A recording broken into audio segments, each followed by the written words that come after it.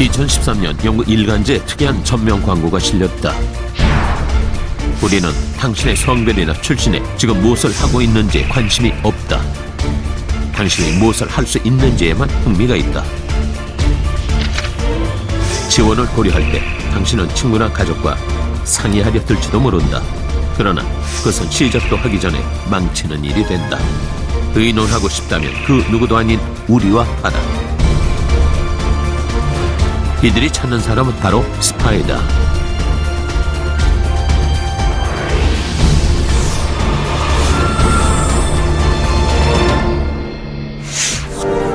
지상 828m의 빌딩에서 스파이더맨처럼 기어오르고 줄 하나의 의지에 건물 외벽을 타고 달리며 유리창을 뚫고 침입하는 이단 헌트.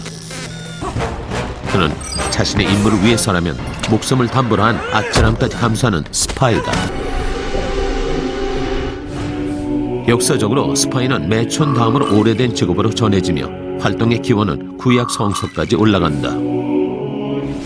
구약 성서에는 이스라엘인이 약속의 땅으로 들어가기 전 그 땅에 대한 정보를 알고 싶어 2명의 스파이를 보내 정찰했다는 내용이 있으며 원시시대 말기엔 불악 간의 다툼 속에서도 등장했다고 한다.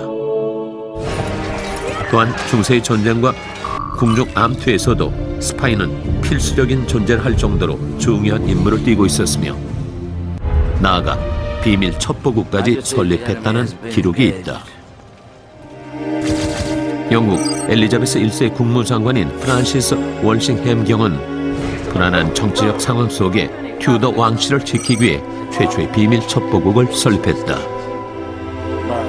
월싱햄 경은 해외의 광범위한 정보망을 구축하고 요원들에게 암호 작성과 해독법 등 정보 기술을 가르침으로써 체계적이고 전문적인 정보기관을 만들었다. 그 결과 엘리자베스 1세는 스코틀랜드 여왕 메리와의 권력 다툼에서 이겼고 스페인의 무적 함대를 물리치는 등의 업적을 이뤘다고 한다. 이후 20세기에 들어와 세계대전을 거치면서 이른바 스파이 전성시대가 시작된다. 제1차 세계대전 당시 독일 순양함이었던 마그데 브루코 첩보전은 영국과 독일 간의 암호 해독을 둘러싼 가장 중요한 사건으로 남아있다. 1914년 8월 25일 러시아군의 발트해 진입을 저지할 목적으로 출동한 마그데 브루코는 실수로 러시아군의 영역인 오덴스 홀름 섬에 좌초하면서 러시아군에게 노획된다.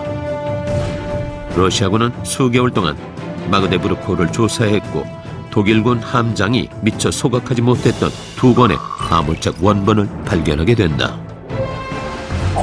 암호책은 러시아의 동맹국인 영국에 즉시 전달됐고 영국의 해군성 장관이었던 윈스턴 처칠은 해군 소속 암호 해독반이 40호실로 넘겼다. 그리고 영국은 이 암호책들을 이용해 독일의 암호 해독을 모두 성공시키는데 제1차 세계대전 동안 중립국이었던 미국은 독일의 암호 문서를 입수하면서 생각이 달라진다. 이것이 바로 침범한 전보다. 당시 독일의 외무장관이었던 아르투르 치머만은 멕시코 주재 독일 대사에게 비밀 전보문을 보내는데 전보 내용은 이렇다. 우리 독일이 멕시코와 일본 동맹에 성공하면 즉시 미국을 공격해 만약 성공할 경우 멕시코에게는 그 대가로 재정적인 지원을 약속하며 1848년 미국에게 빼앗긴 애리조나주, 뉴멕시코주, 텍사스주를 돌려주겠다.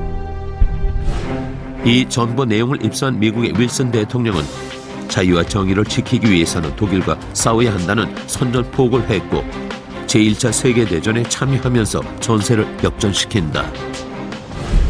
그러나 독일은 마그데 브루코로 인해 암호책이 탈취됐으리라고는 꿈에도 생각하지 못했고 전쟁이 끝난 후에야 처칠의 회고록을 통해 알게 됐다고 한다. 제2차 세계대전 역시 수많은 스파이들의 첩보전이 진행됐다. 하지만 스파이는 죽어서도 이름을 남기지 않아야 한다는 원칙을 깨고 모스크바에 동상까지 설립된 스파이가 있다. 바로 리하르트 조르게다.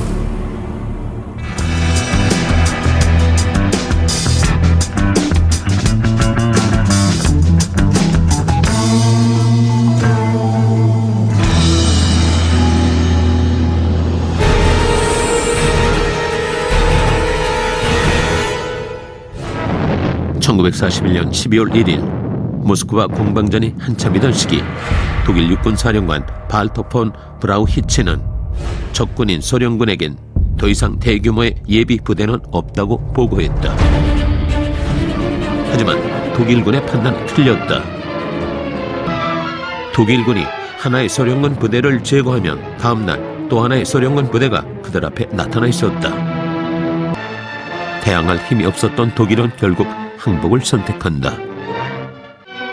그렇다면 소련군의 이 많은 병력들은 어디서 온 것일까? 독일과 소련의 전쟁이 일어나기 전 시베리아에는 일본군의 침공에 대비하기 위한 소련군 부대가 있었는데 스탈린은 일본의 침공 우려를 접고 과감하게 시베리아의 병력을 독소 전선으로 돌렸다. 스탈린이 이 같은 결정을 내렸던 이유는 일본은 절대로 소련을 침공하지 않을 것이라는 스파이의 정보가 있었기 때문이다. 그의 이름은 바로 리하르트 조르게였다. 1895년 독일인의 아버지와 러시아인의 어머니 사이에서 태어난 조르게는 제1차 세계대전에 자원 입대했다. 하지만 이듬해 봄 부상을 당해 입원하면서 인생의 전환기를 맞는다. 당시 자신을 치료하던 간호사로부터 사회주의를 접한 조르게는 그 영향으로 관련서들을 탐독하기 시작했고 무의미한 제국주의 전쟁의 환멸을 느낀다. 이후 조르게는 소련을 찾아가 스파이 교육까지 받았다. 조르게의 임무는 주일 독일 대사관 관계자들로부터 소련과 관계된 정보를 얻는 것이었고 당시 주일 독일 대사였던 오이겐 오트와 친분을 쌓으면서 크고 작은 정보들을 얻었다. 그러던 중 히틀러가 소련을 침공하겠다는 의사를 표명한 사실을 안 조르게는 급히 이 사실을 모스크바로 보냈다. 하지만 스탈린은 독소 불가침 조약의 근거에 독일의 침공은 절대로 없다며 관련 정보들을 무시했다. 1941년 6월 22일 조르게의 첩보대로 독일은 소련을 침공했다. 하지만 이때 소련이 진짜 두려워했던 것은 일본이 소련과의 중립조약을 파기하고 독일과 같은 편으로 참전하는 것이었다. 1941년 7월 초 일본은 침략 방향을 논의하기 위해 어전회의를 연다. 이 자리에서 독일과의 관계를 중시해 소련을 공격하자는 주장과 전쟁 수행에 필요한 전략 물자를 확보하기 위해 동남아로 진출해야 한다는 의견이 대립했다. 결국 소련과의 전쟁에 참전하지 않고 남부 프랑스령에 진주하는 것을 포함해 미국과 무력전을 준비한다는 결정을 내린다.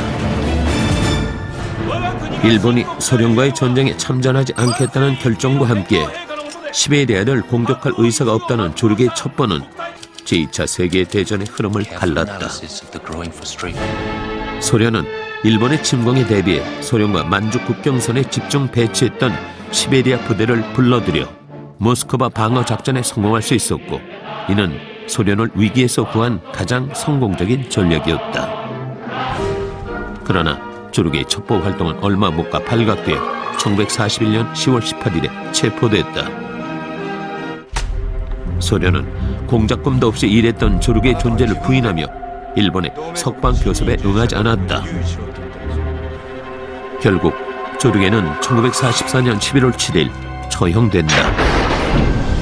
그로부터 20년이 지난 1964년 뒤늦게 소련 정부는 조르게를 일본을 파멸의 태평양 전쟁으로 이끌고 소련을 위기에서 구한 영웅으로 인정했고 주일 소련 대사는 부임 후 그의 묘지를 찾는 것이 관례가 됐다.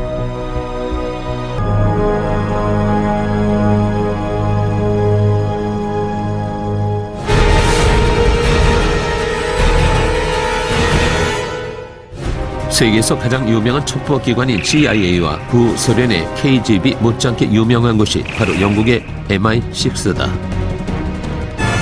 이것은 영화 007 시리즈의 주인공 제임스 본드로 인해 사람들에게 알려졌지만 실제 첩보 세계에서도 MI6는 세계 최고의 첩보기관 중 하나로 영국이 강대국으로 군림할 수 있게 하는 중요한 정보들을 제공하고 있다. MI6의 역사는 약 100년 전으로 거슬러 올라간다. 1909년 보호 전쟁으로 통합적인 정보기관의 필요성을 절감한 영국 정부는 비밀정보부를 창설했다. 그리고 해군 대령이었던 맨스필드 커밍이 MI6의 부장으로 임명되면서 국가중앙정보기관으로 발전해 나간다. 제1차 세계대전이 발발하자 MI6는 스위스, 네덜란드, 벨기에 등의 정보망을 구축해 독일에 대한 유용한 정보를 제공했고, 제2차 세계대전 당시에는 특히 암호 해독에서 큰 성공을 거둬 영국뿐 아니라 다른 연합군들에게도 독일과 이탈리아의 군사력 및 이들의 의도에 대한 정보를 제공했다. 하지만 냉전 시대가 종식되고 소비에트 연방이 해체되자 MI6의 활동은 크게 위축됐다. 영국 정부는 1994년 정보국 법이 제정되고 나서야 MI6의 존재를 공식 인정할 정도로 100년 가까이 MI6는 베일에 쌓여 있었다. 하지만 최근 들어 MI6의 폐쇄성이 사라지고 있다. 영화 007 시리즈의 카지노 로얄 개봉 당시 2명의 현직 요원이 역사상 처음으로 라디오에 출연해 스파이로서의 삶을 공개했고, 영화 007 언리미티드에선 MI6 본부에서 일부 촬영이 공식적으로 진행되기도 했다. MI6의 이런 변화는 1995년 MI6 본부가 런던의 상업지구인 복솔 크로스로 이전하면서부터 시작됐다. 템즈 강변을 지나는 사람이라면 누구나 볼 수 있는 MI6 본부는 복잡한 외관과 함께 내부 역시 최첨단 통신과 경계 시스템은 물론 폭탄 테러나 로켓 공격 등에 대비한 최고의 방어 시스템이 갖춰진 것으로 알려져 있다. 실제로 2000년 9월 20일엔 MI6 본부의 방어 능력을 보여줄 만한 사건이 일어났다. MI6 본부를 향해 러시아제 RPG-22 대전차 로켓 한 발이 발사된 것이다. 이 로켓은 유리창의 명중에 폭발했지만 외부에만 약간의 피해가 있었을 뿐 내부엔 전혀 피해가 없었다.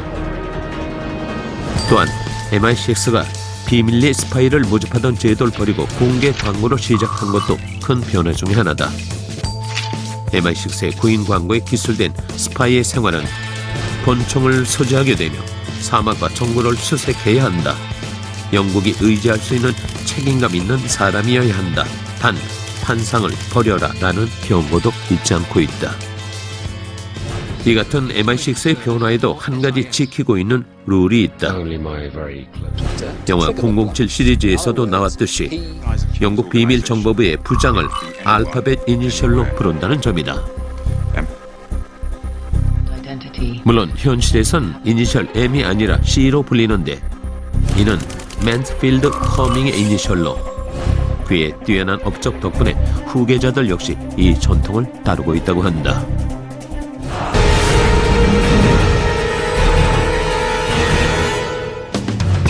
소련의 비밀 첩보 조직이었던 KGB가 애용하던 단축 카메라, 루마니아의 스파이들이 미국 대사관을 도청하기 위해 사용한 구두형 도청기, 미국 스파이들이 모스크바 주변의 미사일망 및 레이더 신호를 엿듣기 위해 설치한 나무형 도청기 등 기발한 이 물건들은 과거 각국의 첩보전이 얼마나 치열하게 벌어졌는지를 짐작해준다. 최근 기밀 해제된 CIA 문건에선 첩보전과 관련한 흥미로운 프로젝트가 공개돼 세간의 관심을 받았다.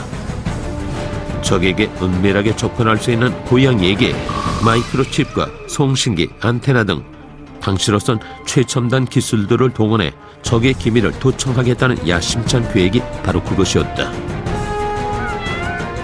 다소 황당하지만 그럴듯한 내용의 이 프로젝트는 실제 예산까지 투입해 연구 개발에 들어갔다. 하지만 스파이 고양이를 테스트하는 과정에서 고양이가 도청구역을 자꾸만 벗어나자 실전에 투입도 못한 채 계획을 접었다. 비록 실패에 그쳤지만 이 경험은 현재 새와 곤충 로봇 등 다양한 스파이 로봇을 개발하는 데 중요한 단초가 됐다. 이 중에서도 새 크기 혹은 곤충 크기로 무인 비행체를 축소하는 것은 매우 어렵다. 공기의 저항을 줄이고 배터리의 크기와 무게를 줄여야 하기 때문이다. 실제 미국 CIA가 30년 전에 개발한 잠자리 크기 비행체는 초경량의 석유 엔진을 장착하는 데 성공했지만 바람의 영향으로 계속 추락하자 결국 실패로 돌아갔다. 하지만 2011년 세계 최대의 원격 조작 비행 물체 제조업체인 A사는 미국 국방성의 요청에 따라 5년간 약 45억 원을 들여 만든 스파이 로봇을 공개했다. 이 로봇은 작은 벌새 모양으로 길이 16cm에 무게는 AA 사이즈 건전지에 불과하며 약 18km를 날 수 있다. 또한 벌새 모양의 이 로봇은 양 날개를 퍼덕거리며 날고 전신주나 전깃줄 위에 앉는 등 완벽한 새의 모습을 그대로 흉내낸다. 최근엔 하버드 대학교 연구팀이 만든 곤충 로봇인 로버-B가 공개돼 화제가 되기도 했다. 로버-B는 1센트 동전 크기로 생김새 또한 날아다니는 곤충과 매우 흡사하다. 뿐만 아니라 생물학적인 특징도 곤충과 비슷하다. 가늘고 긴 탄소 섬유 위에 곤충처럼 얇은 날개가 부착돼 있고 와이어로 만든 다리가 몸을 지탱하며 날개를 움직여 만든 하강 기류로 공중에 뜰 수 있다. 앞으로 로버-B는 환경 감시뿐만 아니라 적진에 숨어 들어가 염탐하는 미래의 스파이가 될 것이라는 추측도 나오고 있다. 기술이 발달함에 따라 스파이의 모습 또한 우리가 알아차릴 수 없을 정도로 정교해지고 있다. 적의 비밀을 알아내려는 스파이의 진화는 비밀을 지키려는 자들과의 치열한 대결을 예고하고 있는 것이다.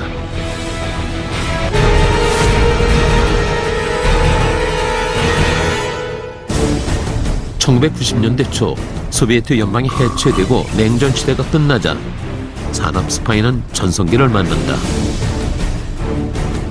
첨단 산업 기술을 독차지하기 위해 각국의 제임스 본드들의 총성 없는 전쟁이 시작된 것이다.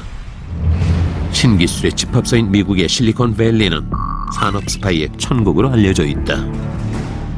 지난 몇 년간 미국의 다국적 업체들은 암호 장비를 비롯해 모바일 폰 부품, F-35 전투기 장비 등의 기술이 유출됐으며 연간 산업 스파이로 입는 손실은 2002년 590억 달러, 2012년 2,500억 달러 이상으로 10년 사이 4배 이상 증가했다. 휴대전화와 반도체, 조선 분야에서 최첨단 기술을 가진 국내의 경우도 예외는 아니다. 최근 5년간 산업 스파이로 인해 입은 피해 규모는 400조 원 이상으로 이는 2012년 정부 예산을 훌쩍 넘긴 상상을 초월하는 규모다. 한 건만 성공해도 평생을 벌어야 할 보수를 챙길 수 있는 산업 스파이는 대부분 동료거나 내부자에 의해서 일어난다. 대표적으로 러시아 자동차 제조업체인 T사는 2007년부터 신형 자동차 개발을 시작하면서 G사에 근무하던 100여 명의 국내 연구원을 영입했다. 연구원들은 G사에서 개발한 자동차의 설계도를 빼돌렸고 이 자료를 바탕으로 T사는 C100을 개발해 자동차 업계를 발칵 뒤집어 놓기도 했다. 각종 보안에도 불구하고 산업 스파이들이 활개를 치는 건 처벌의 가능성이 낮기 때문이라고 한다. 기술 유출에 대한 피해액 산정이 어렵고 첨단 기술의 경우 미래 가치 추산에 주관성이 개입된다는 이유로 대부분의 산업 스파이는 집행유예나 벌금형, 무죄를 선고받는다고 한다. 또 산업 스파이를 통해 핵심 정보를 갖게 되면 5년 정도의 기술 격차를 순식간에 극복할 수 있어 경쟁업체 입장에서도 산업 스파이의 유혹에서 빠져나오기 힘들다는 것이다.